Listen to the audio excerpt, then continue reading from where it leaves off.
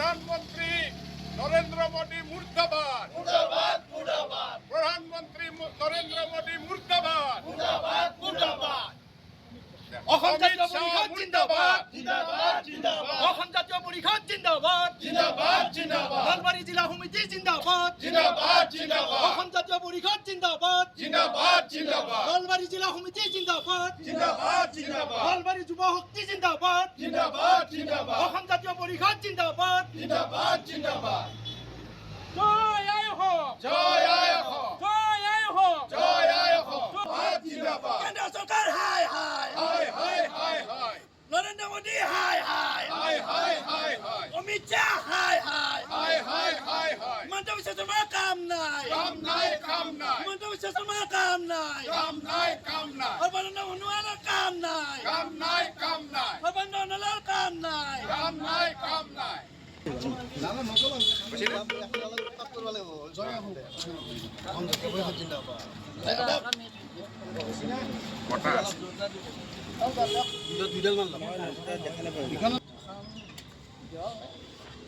আমাৰ নাগৰিকত্ব সংশোধনী আইনৰ অধীনত আগতে আবেদন কৰাৰ কাৰণে মানে তেওঁলোকৰ ভোটাধিকাৰ আবেদন কৰাৰ কাৰণে 14 চনকলৈকে তেওঁলোকে হেৰি কৰিছিল স্থিৰ কৰিছিল কিন্তু হঠাৎ তেওঁলোকে এটা কি কৰিছে যে এতিয়া 24 চনৰ 31 ডিচেম্বৰলৈকে এক্সটেণ্ড কৰি দিছে যাতে এই অসমখন মানে যাতে এই বাংলাদেশীৰ এটা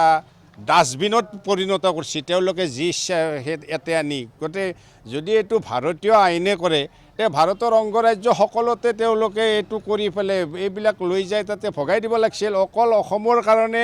এইটো ডাষ্টবিনৰ দৰে এইটো চব বাংলাদেশীক আনি ইয়াতে সোমাই ল'ব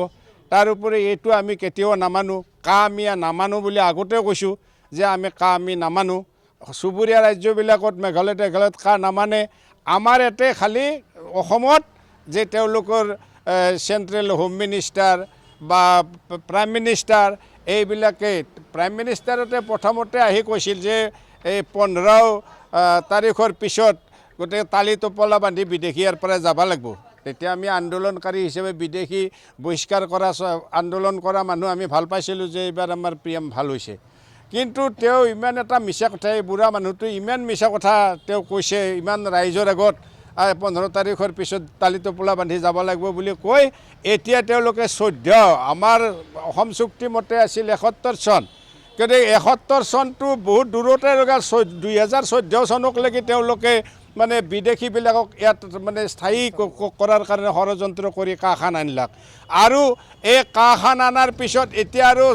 14 চনৰ পৰা 24 চনকলৈকে আৰু 10 মানে বছৰ এক্সটেণ্ড কৰি ল'লাক ইয়াৰ পিছত আৰু কেইবাৰ একশ্যন কৰে তাততো আকৌ পাত্তা নাই কাৰণ তেওঁলোকৰ মুখৰ সজাত নাই তেওঁলোকৰ চব মিছলীয়া তেওঁলোক গতিকে এই মিছলীয়া চৰকাৰখনৰ কোনো আইন কানুন আমি নামানো এইখন আইন আমি নামানো আজি আমি জ্বলাই দিম আৰু আমাৰ প্ৰতিবাদ আমাৰ এই আইন উঠাই নোলোৱালৈকে প্ৰতিবাদ আমি কৰি থাকিম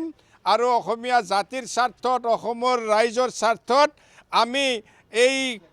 আইন আমি নামানো আইন আমি নামানো আইনে প্ৰতিবাদ কৰিছোঁ আমাৰ নলবাৰী জিলা নহয় গোটেই সমূহ জিলাসমূহত আমাৰ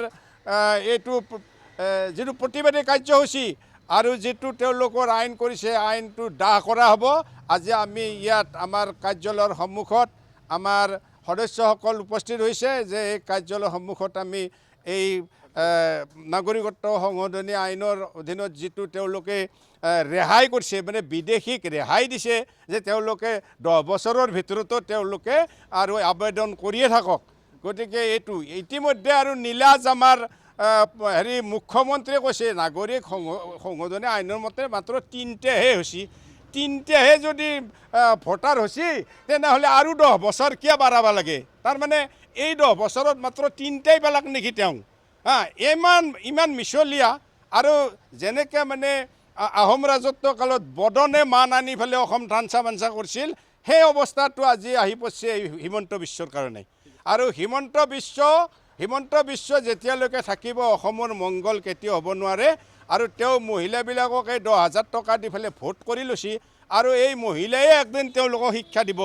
মই জানো এই মহিলাই শিক্ষা দিব এই 10,000 পোৱা এৰে আধা মানুহ তেওঁক ভোট নেদেই। এটা আমি অনুসন্ধান কৰিছোঁ যে আমি আমাৰ পইচা আমাৰ টেক্সৰ পইচা আমি লৈছোঁ আৰু হিমন্তৰ মাটি বেছিটো দিয়া নাই। গতিকে আমাৰ গভৰ্ণমেণ্টৰ পইচা দিছে, আমি তেওঁলোকক ভোট দিম বুলি আমি লিখি দি পেলাই এই পইচা লোৱা নাই। গতিকে এইবাৰ তেওঁলোকৰ চৰকাৰ ধ্বংস হোৱাটো খাটাং আৰু সেইকাৰণে আমি মাৰ বান্ধি থিয় হৈছোঁ। আৰু আমি কি কৰিম যে এই যিবিলাক মানে অবৈধ আইন এইবিলাকৰ আমি তীব্ৰ বিৰোধিতা কৰিম আৰু আজিৰ এই সংশোধনী যিটো আইন আমি এইটো দাহ কৰিম। ধন্যবাদ। আপোনালোকে গমেই পাইছে, আমাৰ ইতিমধ্যে আমাৰ সন্মানীয় সভাপতি মহোদয়ে গোটেইখিনি কথা কৈছে যে আমাৰ কেন্দ্ৰীয় চৰকাৰে যিটো সিদ্ধান্ত ল'লে যে 24লৈকে যিটো বঢ়াই দিয়াৰ যিটো প্ৰক্ৰিয়া, যে আমাৰ সন্মানীয় আমাৰ নৰেন্দ্ৰ মোদী ডাঙৰীয়াই 16 মে'ৰ পিছত বিদেশী খেদিম বুলি ক'লে আৰু সেই নৰেন্দ্ৰ মোদীয়ে এতিয়া 24লৈকে পুনৰ এক্সটেনশ্যন কৰি আমাৰ বিদেশীক ইয়াত নাগৰিকত্ব দিয়াৰ যিটো কৌশল, অসমক ধ্বংস কৰাৰ যিটো প্ৰক্ৰিয়া, তাৰ বিৰুদ্ধে আমি সমগ্ৰ অসমত আজি অসম জাতীয় পৰিষদৰ নেতৃত্বত সমগ্ৰ জিলাতে আমি প্ৰতিৰোধী কাৰ্যসূচী আমি আৰম্ভ কৰিছোঁ। আজি আচলতে দুখ লাগে অসমৰ কাৰণে যে অসমত এনেই বিদেশীৰ বোজা কিমান আপোনালোকে সকলোৱে গম পায়, আপোনালোকে জানে, আপোনালোকে আমাক টিভিত দেখুৱাই থাকে। আজি আমাৰ বছৰ বছৰ ধৰি আমাৰ নিবনুৱা বাঢ়ি গৈছে। আজি পুনৰ যদি এইবিলাকক যদি আমি নাগৰিকত্ব দিব লাগে, তেতিয়াহ'লে আমাৰ অসমৰ ভৱিষ্যত কি হ'ব, অসমৰ ভৱিষ্যত প্ৰজন্মৰ কি হ'ব। গতিকে মই আজি আপোনালোকৰ মাধ্যমৰ জৰিয়তে মই ক'ব বিচাৰিছোঁ যে আমাৰ সকলো দল নিৰ্বিশেষে, দল হওক অৰাজনৈতিক সংগঠন সকলোৱে ওলাই আহক, ইয়াৰ এই আইনখনৰ বিৰুদ্ধে মাত মাতক। আমি কেতিয়াও মানা নাই আৰু ভৱিষ্যতো আমি নামানো। প্ৰতিলিপি অকল আমি নহয়, সমগ্ৰ অসমত আজি আমাৰ প্ৰতিলিপি দাখ কৰা হৈছে। গতিকে আমি সকীয়াই দিছোঁ, ইয়াৰ জৰিয়তে আমি চৰকাৰক সকীয়াই দিছোঁ যে আমি নামানো আৰু যি আইন বলবৎ কৰিলে 24লৈকে যিটো তেওঁলোকে অধিসূচনা জাৰি কৰিলে তাৰ তীব্ৰ বিৰোধিতা কৰিছোঁ আৰু অতি শীঘ্ৰে এই আইন বাতিল কৰিব লাগে। আমাৰ স্পষ্ট কথা। ধন্যবাদ।